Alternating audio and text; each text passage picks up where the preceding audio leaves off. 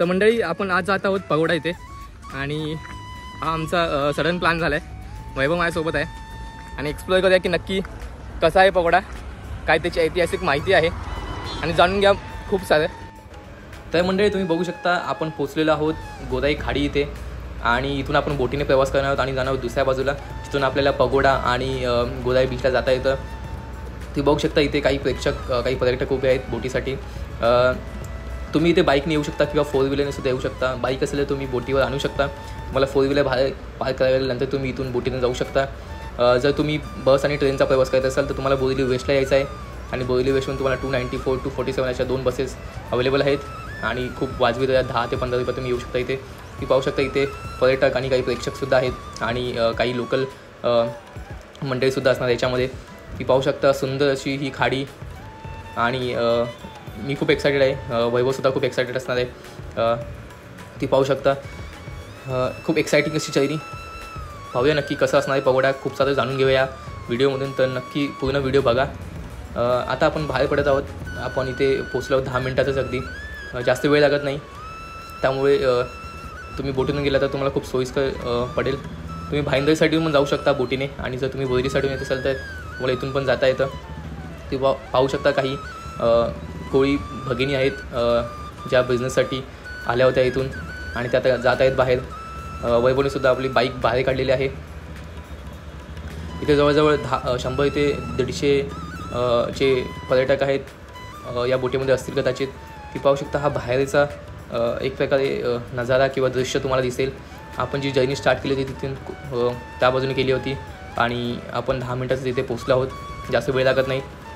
ते पाहू शकतो तुम्ही काही बाईक्स उभ्या आहेत त्या आता त्या दिशेला जाताना, गोदाई बीच किंवा पगोड्याला जाताना. जर तुमच्याकडे बाईक असेल तर खूप उत्तमच, अन्यथा नसेल तर तुम्ही इथून रिक्षा किंवा याचा वापर करू शकता. तुम्ही पाहू शकता आम्ही जी फी आहे एक प्रकारे तुम्ही बोलू शकता गावकऱ्यांची फी असेल किंवा टोल जी असते एक प्रकारे ती पर्यटकांची जी 15 रुपये प्रत्येकाची आहे. तर आम्हाला 30 रुपये द्यावे लागले दोघांसाठी. प्लस तुम्हाला जी फेरी तुम्ही यूज केली होती त्याच्यामध्ये तुम्हाला 5-5 रुपये म्हणजे 10 रुपये आम्ही, तर टोटल आम्ही 40 रुपये दिलेले आहेत, 40 रुपये. आणि तुम्हाला सांगायचं विसरलो पण बाईकचे तुम्ही जेव्हा बोटीमध्ये बसता तेव्हा तुम्हाला 5 रुपये द्यावे लागतात. त्याचं काही तुम्हाला बिल मिळत नाही, पण जे आम्ही 40 रुपीज पे केले त्याचं तुम्हाला बिल मिळेल. तुम्ही पाहू शकता इथे ऑलरेडी काही रिक्षाज उभ्या आहेत. तर तुम्ही बाईक नसेल तुमच्याकडे तर तुम्ही इथून ऑटो रिक्षा करू शकता. अंदाजे माझ्यामध्ये 50 ते 60 रुपये एका व्यक्तीची असेल पगोड्याला पोचायला, कारण की जास्त लांब नाही आहे, जवळजवळ 2 ते 3 किलोमीटर मॅक्झिमम असावं. तुम्ही पाहू शकता अतिशय सुंदर असं हे दृश्य. जे रस्ते आहेत ते खूपच छान, त्यामुळे जे वाहने चालवत आहेत त्यांना खूप असं सोयीस्कर असणार आहे. इथे आपण थोड्या वेळातच पोचू आणि मी या व्हिडिओमध्ये जास्तीत जास्त कवर करण्याचा प्रयत्न करेन की नक्की पगोडा कसा बनला, त्याची ऐतिहासिक माहिती काय आहे, का बनला. तर आपण या व्हिडिओमध्ये नक्की बघूया ते. त्यामुळे व्हिडिओ पूर्ण बघा, इंटरेस्टिंग होणार आहे. तुम्ही पाहू शकता की वैभवने थोडीशी स्पीड वाढवलेली आहे कारण की त्याला खूप आनंद होतो आहे बाईक चालवताना अशा सुंदर रस्त्यावर. तुमचे काही प्रश्न असतील पगोड्याविषयी तर मला नक्की कमेंटमध्ये सांगा. मी आता जाईनच तिथे, थोड्या वेळात पोचू आम्ही. तर तुम्ही पाहू शकता इथे एक झलक आपल्याला मिळालेली आहे पगोड्याची. सुंदर असा पगोडा गोल्डन कलरचा. आणि फायनली आपण पगोडा इथे पोचलेलो आहोत. ती पाहू शकता सुंदर असं हे बांधकाम केलेलं आहे. तुम्हाला थोडीशी माहिती देतो की हे जे पेंट जे यूज केलेलं आहे गोल्डन कलरचं किंवा रेड कलरचं, हे बेसिकली थायलंडवरून मागवलेलं आहे. इंडियामध्ये हा पेंट मिळत नाही, जो कलर जो यांनी यूज केलेला आहे. तर सुबक असं मॉडर्न वंडर असं म्हणतात त्याला. महाराष्ट्रातील 7 आश्चर्यांपैकी एक आश्चर्य मानलं जातं. आणि तुम्हाला कळेलच की नक्की का ह्याला असं म्हटलं जातं. आपण आतमध्ये जाणार आहोत. तुम्ही पाहू शकता विश्व विपश्यना पगोडा किंवा ग्लोबल विपश्यना पगोडा. विश्वपणा म्हणजे की एखादे ध्यान करणे किंवा मेडिटेट करणे आणि हेच त्याचं प्रतीक आहे. ती पाहू शकता खूप सुबक असं वास्तू आपल्याला पाहायला मिळते. आपण आतमध्ये जाऊया आता. हे एंट्रन्स आहे. आपण जरा डाव्या बाजूला जाऊन पाहूया की काय बोर्ड आहे तिथे, काय इन्फॉर्मेशन दिली आहे. ते कदाचित तिथे पगोड्याचा मॅप दिलेला आहे आपल्याला राईट बाजूला आणि आणि ते इन्फॉर्मेशन फॉर विजिट म्हणजे काही नियम आहेत ते तुम्हाला पर्यटकांना पाळायचे आहेत, त्याविषयी इन्फॉर्मेशन आहे. तर मंडळी अजून याबद्दल सांगायचं म्हटलं तर तुम्हाला म्यानमारचा जो श्वेटगॉन पगोडा आहे त्याचीच ही प्रतिकृती आहे. जो म्यानमारमध्ये पगोडा आहे तो खूप वर्षापूर्वीचा आहे, जवळजवळ 2000 सालपूर्वीचा असं म्हटलं जातं. त्याचीच प्रकृती इथे साधताना ग्लोबल विपासना पगोडा. तुम्हाला आतमध्ये जाताना जर तुमच्याकडे काही बॅग्स असतील तर तुम्हाला त्यात चेक करून आतमध्ये जाता येईल. मेक शुअर करा की तुम्ही काहीही खाण्याचं सामान आतमध्ये घेत नाही आहेत, ते अलाउड नाही आहे, तर तुम्हाला ते बाहेरच ठेवावं लागेल किंवा तुम्ही बाहेरून आतमध्ये जाऊ शकता. नंतर तुम्ही पाहू शकता स्वागत आहे तुमच्या सगळ्यांचं पगोडा इथे. तुम्ही पाहू शकता किती विशाल असं हे वास्तू पगोडा म्हणजे खरं तर आपल्या भारतीय बौद्ध स्तूपाचे एक वेगळे रूप आहे. बौद्ध धर्म भारताबाहेर जसा जसा आशिया खंडात पसरत गेला तसतसे चीन, जपान, म्यानमार या ठिकाणी बुद्धांनी सांगितलेल्या विपश्यनेसाठी किंवा तुम्ही म्हणू ध्यानधारणेसाठी विशिष्ट वास्तूंची निर्मिती करण्यात आली. आणि पगोडा जे आहे तीच एक वास्तू आहे त्याबद्दलची. आणि जर तुम्ही म्यानमार किंवा चीनमध्ये बघाल तर जे पगोडे असतात ते टिपिकली आकाशला गवसणी घालणारे म्हणजेच थोडेसे उभे असतात. पण तुम्ही जर भारताचा जर पगोडा बघाल तर तो असा घुमटकार आहे. ती पाहू शकता इथेसुद्धा जी घंटा मिनार आहे तिथे काही पर्यटक लाकडाचा उपयोग करून ती घंटा वाजवताना आणि त्याचा आनंद घेताना. तर खूप असं वेगळा असा अनुभव आपल्याला मिळतो आहे. तर मंडळी पगोड्याचं जे बांधकाम आहे ते 2000 साली सुरुवात करण्यात आलं होतं आणि 2008 साली ते कंप्लीट करण्यात आलं. 8 वर्षे लागली आणि फेब्रुवारी 2009मध्ये याचं इनॉग्रेशन ज्या पूर्व राष्ट्रपती प्रतिभाताई पाटील यांच्याद्वारे करण्यात आलं होतं. तर खूप अशी सुंदर अशी वास्तू तुम्ही पाहू शकता. ही जी वास्तू आहे किंवा पगोडा आहे हे बांधण्याकरिता म्यानमार, थायलंड या देशाने सुद्धा खूप सपोर्ट केलेला आहे इंडियाला. ती पाहू शकता विशाल असा ही जागा आणि जवळजवळ 1000 ते 1500 पर्यटक दर दिवशी पगोड्याला व्हिजिट करत असतात, येत असतात इथे. ती पाहू शकता आशिया खंडातील सर्वात उंच असा पगोडा, जवळजवळ 325 फूट अशी उंची आहे. आणि याचा जो घुमट आहे त्याची जवळजवळ व्यास आहे तो जवळजवळ 280 फूट एवढा आहे. आणि हा पगोडा बांधण्याकरिता जवळजवळ तब्बल 25 लाख टन बेसॉल्ट आणि जोधपुरी लाल दगडचा उपयोग केलेला आहे. हे जोधपुरी दगड जे आहेत ते राजस्थानहून मागवले होते आणि खूप विशेष असं हे वास्तू. आणि तुम्ही पाहू शकता इथेसुद्धा खूप अशी जागा पर्यटकांकरिता. तुम्ही इथे पाहाल की मुख्य पगोडा हा आहे, नंतर उत्तर पगोडा, महाबोधी वृक्ष आहे, रंगभूमी आणि अशोक स्तंभ आणि नंतर दक्षिण पगोडा. तर मेन पगोडा व्यतिरिक्त आपल्याला अजून 2 पगोडे आहेत जे छोटे आहेत आणि त्यांची उंची जवळजवळ 60 किंवा 60 फूट असं म्हणता येईल. तिथून आपण आपली जर्नी स्टार्ट केली होती आणि खालून आपण आता वरती आलेलो आहोत. तर खूप छान असं मॉडर्न वास्तू असं म्हटलं जातं याला. खूप जास्त स्पेस आहे. आजूबाजूला सुद्धा तुम्ही बघाल की जी काम केलेलं आहे, नक्षीकाम केलेलं आहे ते सुद्धा खूप सुबक असं.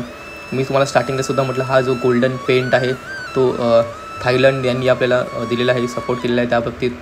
इथे काही तुम्ही सुविचार सुद्धा बघू शकता.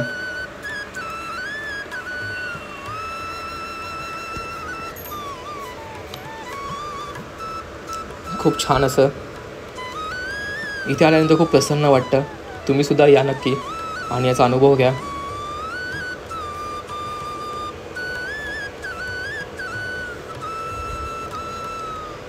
मुंबईत असलेलं हे पगोडा महाराष्ट्राच्या 7 आश्चर्यांपैकी एक. तर मित्रांनो तुम्ही पाहू शकता की मन प्रसन्न करणारी अशी जागा किंवा वास्तू. आणि तुम्ही पाहू शकता इथे सुद्धा एक छोटासा पगोडा आहे. आणि आता आपण थेट आतमध्ये जाऊया डोम मध्ये जिथे ध्यान केलं जातं किंवा विपश्यना केलं जातं. तुम्ही पाहू शकता मी ते व्हिडिओ थोडासा स्लो केला आहे जेणेकरून तुम्हाला बघता येईल. या डोममध्ये तब्बल 8000 व्यक्ती ध्यान द्यायला बसू शकतात. या डोमचं महत्त्व असं की या पगोड्यामध्ये बुद्धांच्या पवित्र अस्थीची अवशेष असून ते मूळ आंध्र प्रदेशातील गुंटूर जिल्ह्यातील भट्टीप्रोलू येथील बुद्ध स्तूपातील आहेत.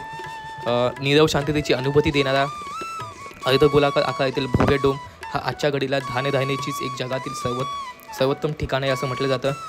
डोमची भव्यता, बांधकाम, नैसर्गिक प्रकाश रचना असे उद्देश आणि त्याचा उद्देश जो आहे हे पाहता तुमच्या मनात काडीमात्र ही शंका येणार नाही. तर तुम्ही पाहिलं असेल ह्याला बाजूलासुद्धा काचेचं आवरण दिलेलं आहे जेणेकरून बाहेरचा आवाज आतमध्ये जाणार नाही. आता आपण बाहेर आलेलो आहोत. तर तुम्ही पाहू शकता इथे संस्थेचे अधिकारी इथे पर्यटकांना थोडंसं गाईड करताना याविषयी माहिती सांगताना आणि खूप अशी विशाल अशी वास्तू खूप छान प्रसन्न वाटते आम्हाला इथे. तुम्ही पाहू शकता इथे ही पूर्ण वास्तू किंवा पगोडा बनवताना जे दगड यूज केले गेले होते ते जोधपुरी लाल दगड ते हेच आहेत, असेच असायचे. पण ही याची छोटी प्रतिकृती आहे. ती पाहू शकता जे ओरिजिनल दगड होते ते जवळजवळ 600 ते 700 किलोचे होते आणि यांना राजस्थानमधून मागवण्यात आलं होतं.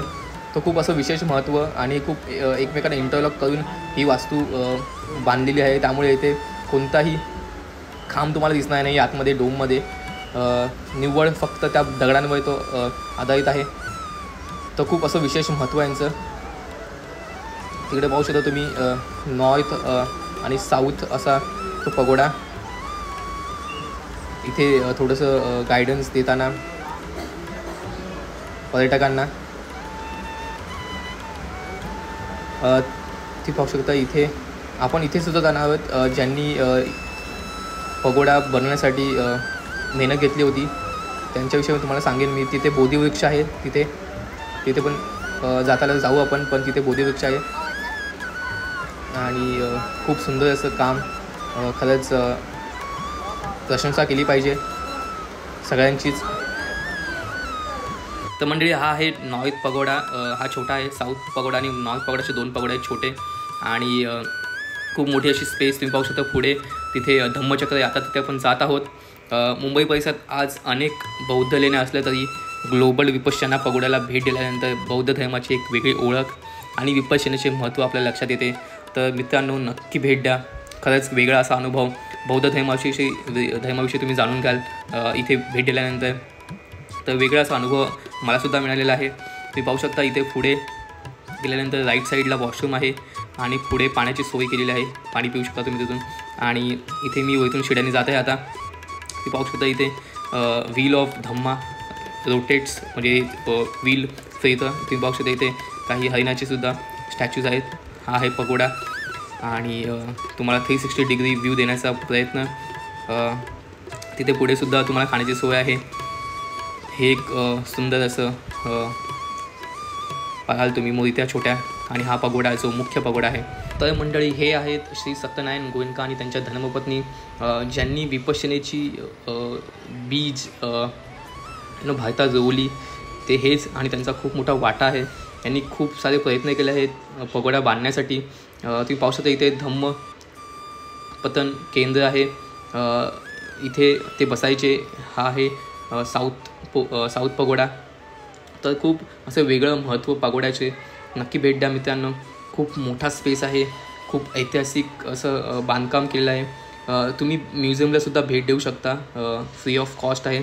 आम्ही म्युझियममधून बाहेर पडलेलो आहेत आता. आतमध्ये व्हिडिओ काढणं अलाउड नव्हतं पण तुम्ही बघू शकता इथून सगळे बाहेर आहेत. इथे तुम्हाला खूप साऱ्या गोष्टी कळतील. बौद्ध धर्माविषयी कळतील. तुम्हाला पगोडा कसा बांधला याविषयीसुद्धा कळेल आणि काय त्याचं महत्त्व आहे हे सुद्धा तुम्हाला कळेल. तर नक्की बघा तिथेसुद्धा. विपश्यना म्हणजे ध्यानधारणा. बाह्य जगाला विसरून मनुष्याने स्वतःच्या मनाचा शोध घेणे. रोजच्या धावपळीतून मनशांती शोधण्याचा प्रयत्न करत असाल तर पगड्याला आवर्जून भेट द्यावी. तर आपण आता इथून निघालेलो आहोत. पण पुन्हा भेटूया एका नवीन व्हिडिओमध्ये आणि नक्की सबस्क्राईब करा म्हणजे तुम्हाला नवीन व्हिडिओचं अपडेट मिळत जाईल. आणि धन्यवाद. थँक्यू.